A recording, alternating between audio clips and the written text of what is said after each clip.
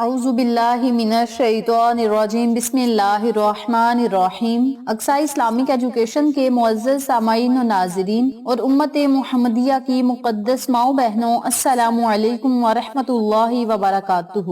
امید کرتی ہوں آپ جہاں بھی ہوں گے اللہ کے فضل و کرم سے خیر و عافیت سے ہوں گے، اور دعا گو ہوں کہ اللہ پاک آپ کو ہمیشہ صحت و سلامتی کے ساتھ پیار و محبت والی، خوشیوں والی، اتفاق اور اتحاد والی زندگی عطا فرمائے، آپ کو کبھی کسی کا محتاج نہ بنائے، آمین۔ سامعین، آج میں آپ کی خدمت میں ایک بہت ہی خاص، مجرب اور طاقتور عمل لے کر حاضر ہوئی ہوں۔ اس عمل کے کرتے ہی انشاءاللہ بفضل خدا اللہ پاک آپ کی بڑی سے بڑی مشکل حل کرے گا، ہر حاجت پوری ہوگی، ہر خواہش پوری ہوگی، ہر دعا اللہ کریم آپ کی قبول کرے گا۔ آج میں آپ کو اللہ تعالیٰ کے ایک اسماء مبارک کی فضیلت، خواص اور وظائف کے بارے میں بتانے جا رہی ہوں۔ اللہ تعالیٰ کے ناموں کے ذکر کی فضیلت اور برکات بہت ہی زیادہ ہیں۔ اللہ تعالیٰ کا ذکر اطمینان قلب اور راحت جان کا سبب ہے۔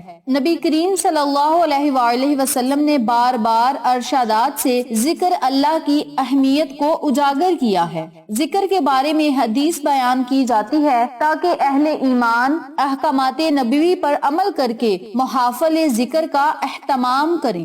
ذکر الہی یاد الہی سے عبادت ہے۔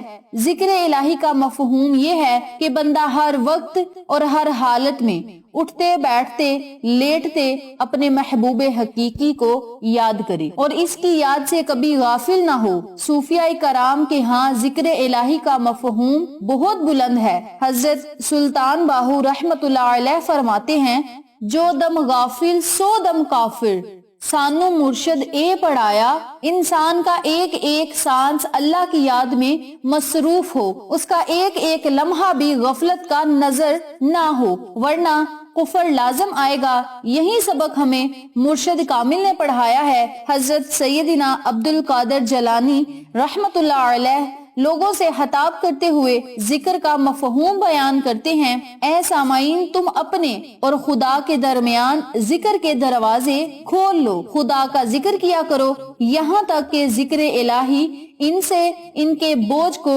دور کر دیتا ہے۔ اس کا خلاصہ کلام یہ ہوا کہ ذکر الہی یاد الہی میں سکون ہی سکون ہے۔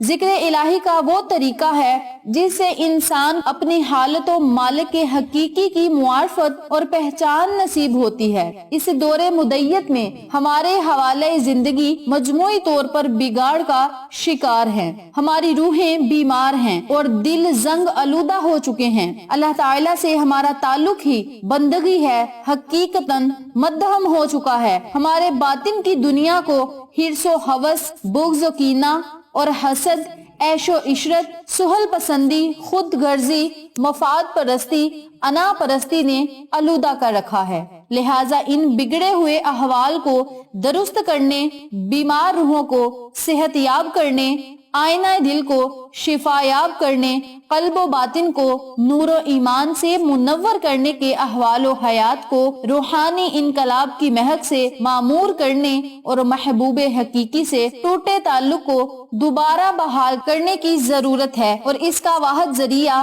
ذکر الہی ہے۔ ذکر الہی ہر عبادت کی اصل ہے۔ تمام جن و انسان کی تخلیق کا مقصد عبادت الہی ہے، اور تمام عبادتوں کا مقصود اصل یاد الہی ہے۔ کوئی عبادت اور کوئی نیکی اللہ تعالیٰ کے ذکر اور یاد سے خالی نہیں ہے۔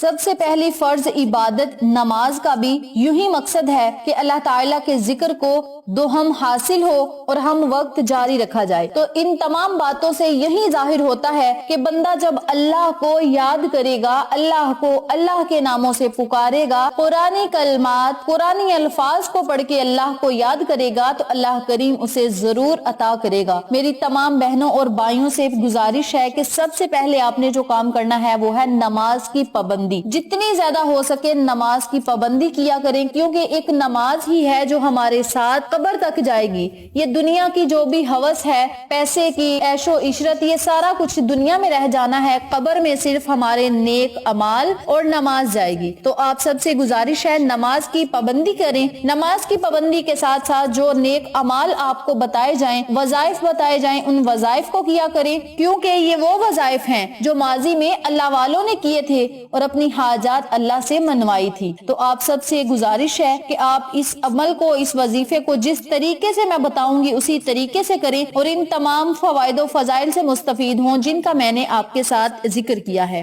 آج کا وظیفہ ان لوگوں کے لیے ہے جو پریشان حال ہیں، پریشانیوں میں مبتلا ہیں، بیماریوں میں مبتلا ہیں، ان کی دعائیں قبول نہیں ہو رہی، حاجات پوری نہیں ہو رہی، مقاصد میں کامیابی نہیں مل رہی، رزق کی بندش ہے، دولت کی بندش ہے، نیک رشتے نہیں مل رہے، ہر کام میں رکاوٹ اور بندشیں آ رہی ہیں، تو وہ لوگ اس عمل کو، اس وظیفے کو لازم کریں، انشاءاللہ آپ کو فائدہ ضرور ہوگا۔ وقت کی نزاکت کو مد نظر رکھتے ہوئے ہم اپنے مقصد کی طرف چلتے ہیں اور آپ کو عمل بتاتے ہیں کہ آپ نے وظیفے کو کرنا کس طریقے سے ہے۔ وظیفہ ذکر کرنے سے پہلے میری آپ سے گزارش ہے کہ ویڈیو کو آخر تک ضرور دیکھیے گا، اور جن لوگوں نے ابھی تک میرے چینل اقصی اسلامک ایجوکیشن کو سبسکرائب نہیں کیا وہ نیچے موجود لال رنگ کے بٹن کو دبا دیں اور ساتھ موجود گھنٹی کے بٹن کو دبا دیں تاکہ میری ہر نئی آنے والی ویڈیو کی اپڈیٹ آپ تک بآسانی پہنچ سکے۔ جزاک اللہ۔ اسی کے ساتھ میری آپ سے گزارش ہے کہ میرے چینل پہ آپ کو جتنے بھی چینلز کا شارٹ آؤٹ دیا جائے ان چینلز پہ جائیں، سبسکرائب کریں، لائک اینڈ شیئر کریں، ہمیں سپورٹ کریں۔ آپ لوگوں کی سپورٹ ہماری کامیابی کا ذریعہ بنے گی۔ اب میں آپ کو عمل بتانے لگی ہوں، توجہ سے ملاحظہ فرمائیں۔ آپ نے رات سونے سے پہلے، یعنی سونے سے پہلے آپ نے اس عمل کو، اس وظیفے کو کرنا ہے۔ سونے کے لیے جب آپ اپنے بستر پہ جائیں تب آپ نے اس عمل کو، اس وظیفے کو کرنا ہے، یا پھر جب آپ سونے لگے یعنی سونے سے 5 یا 10 منٹ پہلے آپ اس وظیفے کو کر سکتے ہیں۔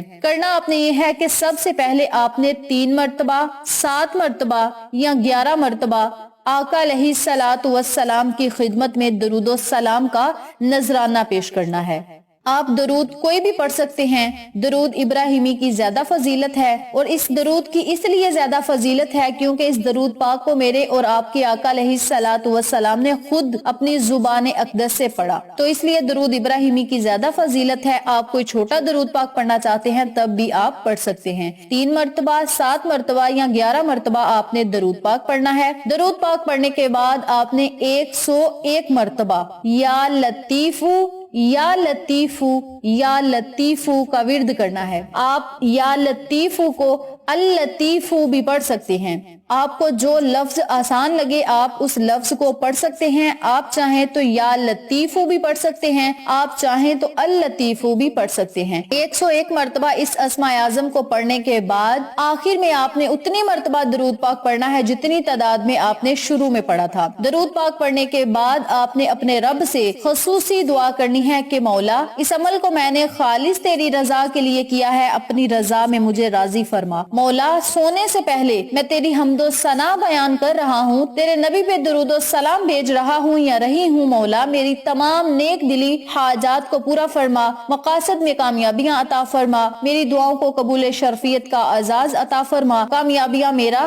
مقدر بنا دے۔ آپ کی جو بھی حاجت ہے آپ نے اسے ذہن میں رکھنا ہے اور اس حاجت کے متعلق آپ نے اللہ رب العزت سے دعا مانگنی ہے۔ رزق کی اگر تنگی ہے تو رزق کے لیے دعا مانگے، دولت کی کمی ہے دولت کے لیے دعا مانگے، بندش کو ختم کرنا چاہتے ہیں تو آپ اللہ سے رکاوٹوں، بندشوں کو ختم کرنے کی دعا مانگے۔ اگر آپ کی حاجات پوری نہیں ہو رہی، دعائیں قبول نہیں ہو رہی، جو بھی آپ کا مقصد ہے آپ نے اس مقصد کو اپنے ذہن میں رکھنا ہے اور اس عمل کو آپ نے رات سونے سے پہلے پڑھنا ہے۔ انشاءاللہ اس عمل کے کرنے سے آپ کو بہت زیادہ فائدے حاصل ہوں گے، آپ کی حاجات پوری ہوں گی، نمبر 2 پہ دعائیں قبول ہوں گی، نمبر 3 بیماریوں سے آپ کو نجات ملے گی۔ اس کے علاوہ بھی آپ کو بہت زیادہ دنیاوی فائدے بھی ہوں گے اور آخرت میں بھی آپ کے درجات بلند ہوں گے۔ اس عمل کو جس طریقے سے بتایا ہے اسی طریقے سے کریں اور مسلسل اس عمل کو آپ نے 21 دن تک جاری رکھنا ہے۔ 21 دن پورے ہونے سے پہلے پہلے انشاءاللہ اللہ کریم آپ کے مقاصد میں آپ کو کامیابیاں عطا کرے گا اور معجزات آپ خود اپنی آنکھوں سے دیکھیں گے انشاءاللہ بفضل خدا۔ ویڈیو پسند آئے تو لائک کریں، شیئر کریں، چینل کو سبسکرائب کریں اور ساتھ موجود بیل آئیکن کو دبا کے آل نوٹیفیکیشن پہ کلک کریں تاکہ میری ہر نئی آنے والی ویڈیو کی اپڈیٹ آپ تک بآسانی پہنچ سکے۔ انشاءاللہ پھر کسی نئے وظیفے یا اچھی معلومات کے ساتھ آپ کی خدمت میں حاضر ہوں گے۔ تب تک کے لیے اللہ نگہبان۔